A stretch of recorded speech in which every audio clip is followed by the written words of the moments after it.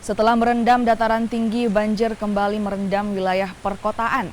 Curah hujan yang tinggi menyebabkan sejumlah ruas jalan di kota Parepare terendam air setinggi 40 cm. Sejumlah kendaraan roda 2 yang nekat menerobos harus rela kendaraannya mogok. Rekayasa lalu lintas pun dilakukan untuk menghindari daerah yang tergenang air. Banjir, mogok. Aduh. Ada mobil mogok. Banyak mobil motor. Ini Mas tadi berapa jam ini banjir? Dari habis isa kayaknya tadi. Kenapa itu Pak? Ya, karena faktor hujan. Hujan. Terakhir kalau selokannya? Ya kalau memang setiap hujan di sini hujan deras karena selalu banjir. Banjir ya. Ada berapa titik ruas jalan Pak di sini banjir?